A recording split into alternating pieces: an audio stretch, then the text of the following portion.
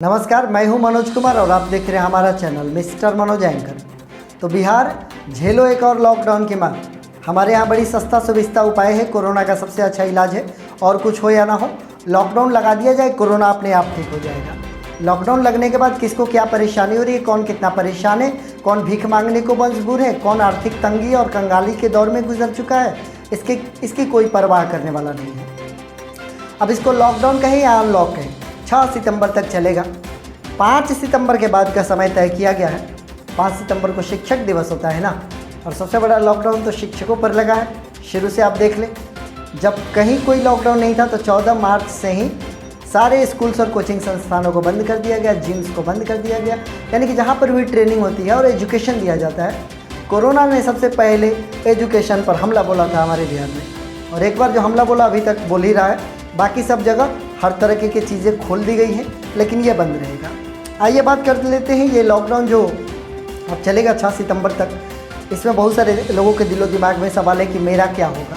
तो बक्सर ज़िलेवासी ये सोचकर परेशान है कि दुकानें कैसे खुलेंगी और कब खुलेंगी। तो आप ये जान लें कि इसमें आपको व्यावसायिक प्रतिष्ठान खोलने की छूट दी गई है सरकार के द्वारा। आप अपनी दुकानों को, चाहे जो भी आपकी दुकानें हैं आपकी, खुल सकेंगी, लेकिन खुलने का समय सीमा क्या होगा ये ज़िला प्रशासन तय करेगा।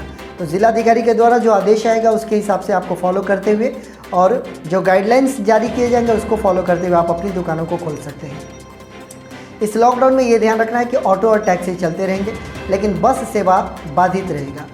निजी वाहनों के प्रयोग पर किसी भी प्रकार की रोक टोक नहीं है। रात्रि को कर्फ्यू रहेगा, रात 10 बजे से सुबह 5 बजे तक। उसमें केवल इमरजेंसी कार्य हेतु ही आप जा सकते हैं और अपने कार्य को कर सकते हैं। रेस्टोरेंट बंद रहेंगे, लेकिन अगर आप चाहें तो होम डिलीवरी के लिए आप अपने यहाँ पकाए गया भोजन या मिठाई होम डिलीवरी कर सकते हैं। जितने भी औद्योगिक संस्थान चलेंगे, प्रतिष्ठान चलेंगे, आपको संपूर्ण गाइडलाइन का पालन करना होगा। सोशल डिस्टेंसिंग का कम्प्लीटली फॉलो करना होगा। हालांकि एक बार बाज़ार खुल जाने के बाद सोशल डिस्टेंसिंग कितना पालन होता है इसके हम सभी लोग साक्षी हैं।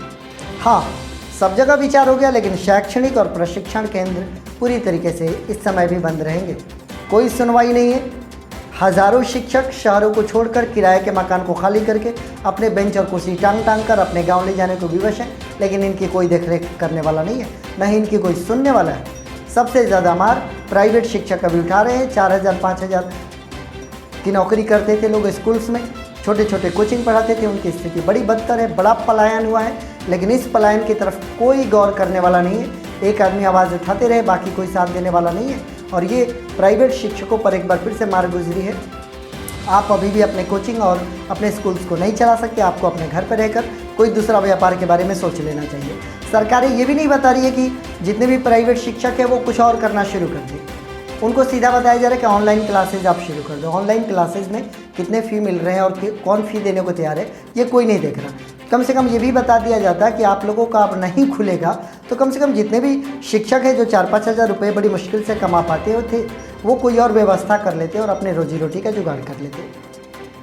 आगे की जो बात की जा रही है इस लॉकडाउन में, जन भागीदारी वाले, यानी कि जहाँ पर जनता की भागीदारी होती है वो सारे कार्यक्रम बंद रहेंगे, चाहे वो राजनीतिक हो, चाहे वो धार्मिक हो, चाहे वो मनोरंजन हेतु हो।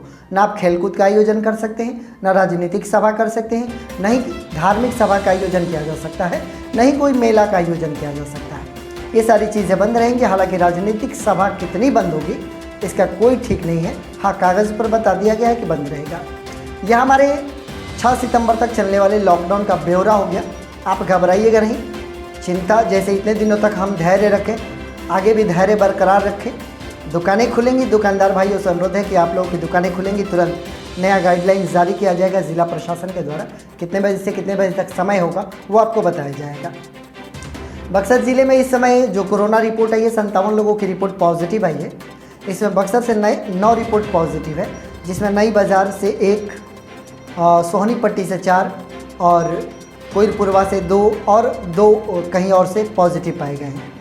चौसा से 10 लोगों की रिपोर्ट्स पॉजिटिव आई है, जिसमें सिकरौल से 1, डेहरी से 2 और जलीलपुर से 7 रिपोर्ट्स पॉजिटिव है।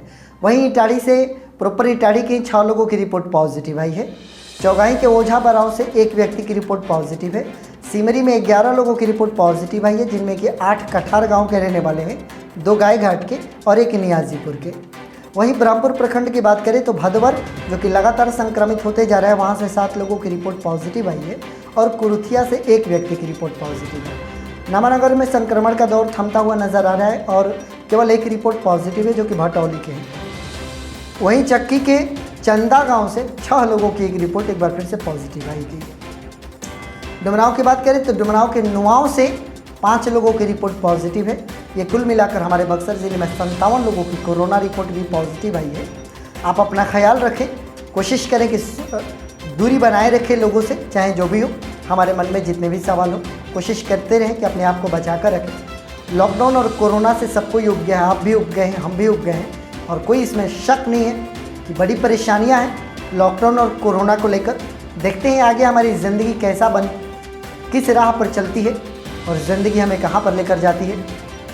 लेकिन ऑप्टिमिस्टिक बने, आशावादी विचारधारा रखें और एक दिन हम कामयाब होंगे और सब कुछ अच्छा हो जाएगा। आप सकुशल रहें, स्वस्थ रहें, कोरोना से बचे रहें, ऐसी हमारी कामना है और आप हमारे साथ बने हुए हैं। इसके लिए आप सभी का बहुत बहुत धन्यवाद।